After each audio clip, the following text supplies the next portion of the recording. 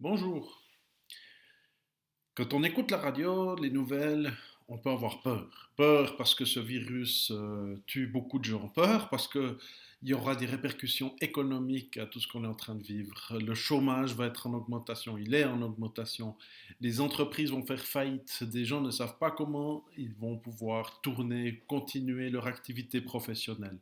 On peut avoir peur de tomber malade, avoir peur de savoir qu'est-ce qui va changer, qu'est-ce qui va se passer.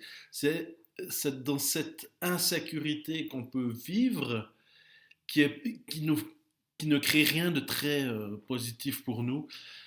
Et ça peut être source de stress, d'angoisse.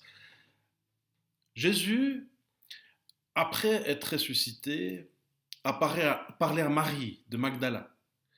Marie est allée voir les disciples et leur a dit, j'ai vu Jésus, il est vivant, il m'a dit de venir vous le dire. Les disciples n'y ont cru, mais absolument pas. Parce que le soir même, on voit dans Jean 20, verset 19, que Jésus arrive parmi les disciples alors qu'ils s'étaient enfermés par peur des Juifs. Les disciples n'arrivent pas encore à vivre dans cette vie nouvelle que Jésus leur a donnée. Je suis réellement vivant, je suis roi du royaume de Dieu qui est là d'une manière invisible, qui est déjà là dans vos cœurs. Alors Jésus vient vers eux et dans le verset 19, il leur dit que la paix soit avec vous.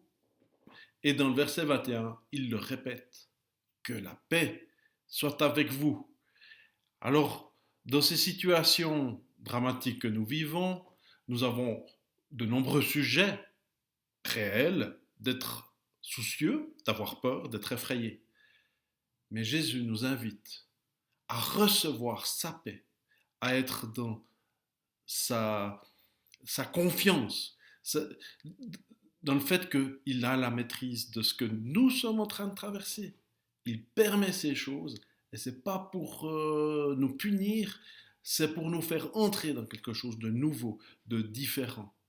Alors laissons-nous inviter par Jésus à entrer dans sa paix. Bonne journée à chacun.